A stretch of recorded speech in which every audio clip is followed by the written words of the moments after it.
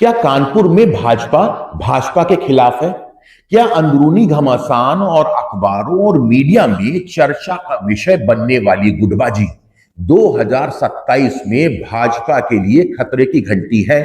क्या पार्टी के कार्यकर्ताओं का जोश खत्म होने लगा है? क्या सांसद, विधानसभा अध्यक्ष, मेयर और विधायकों की गुटबाजी का कोई तोड़ पार्टी के पास इस समय मौजूद है? यही नहीं, क्या पार्टी के बुरे समय में लाठी डंडे खाकर पार्टी का साथ न छोड़ने वाला कार्यकर्ता हाशिए पर पहुंच चुका है?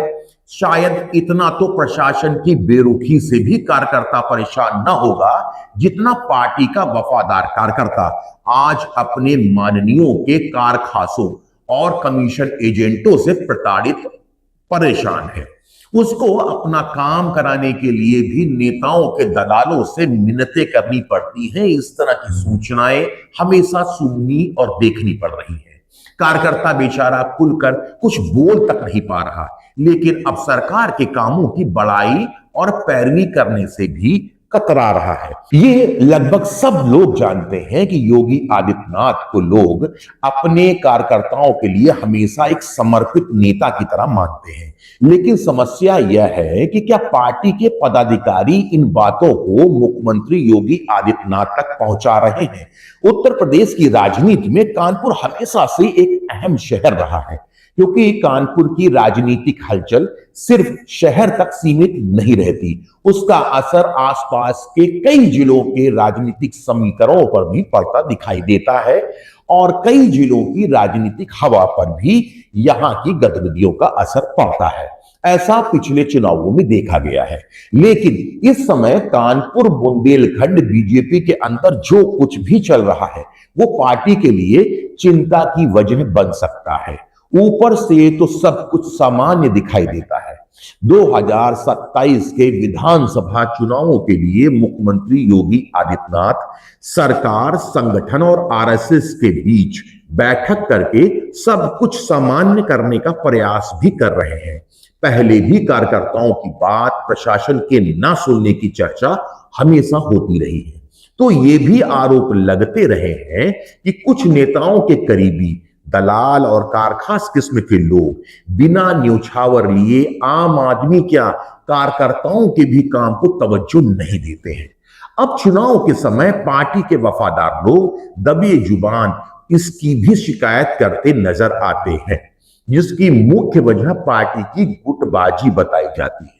कानपुर में अंदर खाने भाजपा कई खेमों में बटी नजर आती है। एक मेयर और विधानसभा अध्यक्ष सतीश महाना का खेमा, तो दूसरा सांसद रमेश अवस्थी और उनकी जी हुजूरी करने वाले लोगों का खेमा, और तीसरा खेमा जो केवल ऊपर की सेटिंग से बिना जनाधार के आम को इमली बताकर टिकट झटक लाता है, और बचे कार्यकर्ता जो सिर्फ पार्टी का झंडा उठाते फिर रहे हैं और अपने निजी और सामाजिक कार्यों के लिए भी कुछ माननीयों के यहां बैठे दलालों से पूरी तरह परेशान है। सवाल यह है कि क्या ये गुटबाजी 2027 के विधानसभा चुनाव में भाजपा के लिए मुश्किलें खड़ी कर सकता है? कानपुर भाजपा में इस समय अंदर खाने बहुत कुछ पक रहा है। पार्टी के अंदर अलग अलग खेमों की चर्चा लगातार तेज हो रही है। स्थानीय राजनीति पर नजर रखने वाले लोग मानते हैं कि शहर में कम से कम 3 बड़े शक्ति केंद्र बन चुके हैं।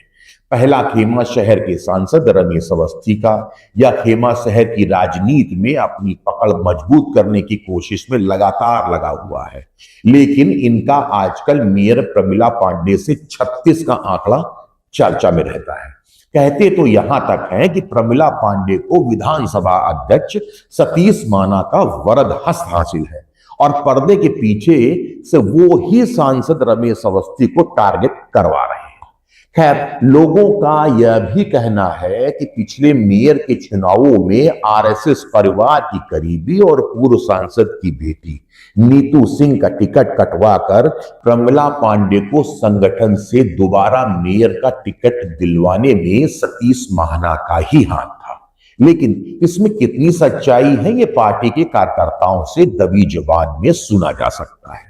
क्योंकि राजनीतिक जानकारों का मानना है कि यह फैसला सिर्फ स्थानीय स्तर पर नहीं हुआ था और काफी समय से पार्टी में काबिज नेता पार्टी के अंदर गुटबाजी को हवा देकर अपना उल्लू सीधा करा रहे हैं। यह भी कहा जाता है कि सतीश महाना के इस खेमे में राष्ट्रीय स्वयंसेवक संघ यानी संघ के कुछ पुराने पदाधिकारी प्रभाव रखते हैं। हालांकि ये बातें खुलकर सामने नहीं आती, लेकिन राजनीतिक चर्चाओं में इन्हें अक्सर सुना जा सकता है। यही वजह है कि कानपुर भाजपा के अंदर खेमेबाजी की चर्चा लगातार तेज हो रही है। यदि वाकई में उत्तर प्रदेश की सत्ता में भाजपा और योगी आदित्यनाथ को फिर से सफलता दिलानी है, तो जमीनी स्तर के कार्यकर्ताओं और जनाधार वाले नेताओं की बात सुननी जरूर पड़ेगी। और योगी आदित्यनाथ के लिए यही यानी गुटबाजी को खत्म करना सबसे बड़ा चैलेंज साबित होने वाला है। अगर आज से करीब 6 महीने पहले की स्थिति को देखें तो माहौल बिल्कुल अलग नजर आ रहा था। राजनीतिक विश्लेषकों का लगभग भरोसा था कि योगी आदित्यनाथ की अगुवाई में भाजपा की सरकार 2027 में भी मजबूत स्थिति में नजर आएगी। लेकिन पिछले 3-4 महीनों में कुछ ऐसे मुद्दे सामने आए हैं जिन्होंने राजनीतिक माहौल को थोड़ा बदल सा दिया है। इन मुद्दों में सबसे ज्यादा चर्चा जिन बातों की हो रही है वो है, एक मुद्दा है यूजीसी का मुद्दा, दूसरा है ब्राह्मण समाज की नाराजगी का मुद्दा और प्रशासनिक अधिकारियों और खुद के नेताओं और उनके कमीशन एजेंटों का कार्यकर्ताओं के साथ व्यवहार, ये एक प्रमुख मुद्दा है। इन तीनों मुद्दों ने पार्टी के भीतर एक अलग तरह की बेचैनी पैदा की है जिससे इनकार नहीं किया जा सकता। विशेषकर ब्राह्मण समाज की नाराजगी को लेकर कई जगहों पर चर्चा सुनाई दे रही है, जिसको दूर करने के प्रयास में योगी जी जान से जुटे हुए भी दिखाई दे रहे हैं। हालांकि सबसे महत्वपूर्ण समस्या है सांसदों और विधायकों का परिवार प्रेम और उससे उपजी गुटबाजी, जो सारी मेहनत में पारी फेरने को काफी है। परिवारवाद के विरोध की राजनीति करने वाली भाजपा के लगभग हर एक विधायक और सांसद 2027 के विधानसभा चुनाव में अपने लाडलों को एडजस्ट करने और टिकट दिलाने की पैरवी में बुरी तरह लगे दिखाई दे रहे हैं और दूसरे उनकी काट में दिखाई दे रहे हैं, जिससे पूरी भाजपा में खेमेबाजी को मजबूत कर दिया है।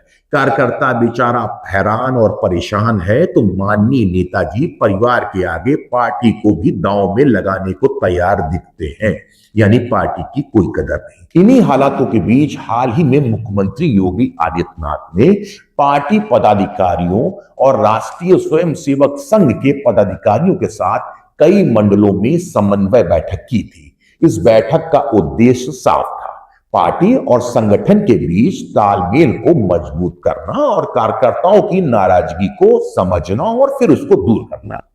लेकिन सवाल यह है कि क्या सिर्फ बैठकों से जमीन पर स्थिति बदल जाएगी या फिर सरकार और संगठन में कठोर निर्णय करने की जरूरत है, सर्जरी करने की जरूरत है? इसका जवाब अभी स्पष्ट नहीं है, लेकिन एक बात लगभग तय दिखाई दे रही है कि अगर कानपुर जैसे बड़े शहर में पार्टी के कार्यकर्ता अलग अलग खेमों में बटे रहेंगे तो 2027 विधानसभा चुनाव में भाजपा को सिर्फ विपक्ष से ही नहीं बल्कि अपनी ही अंदरूनी राजनीति से भी जूझना पड़ सकता है, क्योंकि चुनाव सिर्फ विपक्ष नहीं हराता, कई बार चुनाव पार्टी के अंदर की खामोशी और गुटबाजी भी हरा देती है। इसके कई उदाहरण पिछली भाजपा सरकार में भी मौजूद है।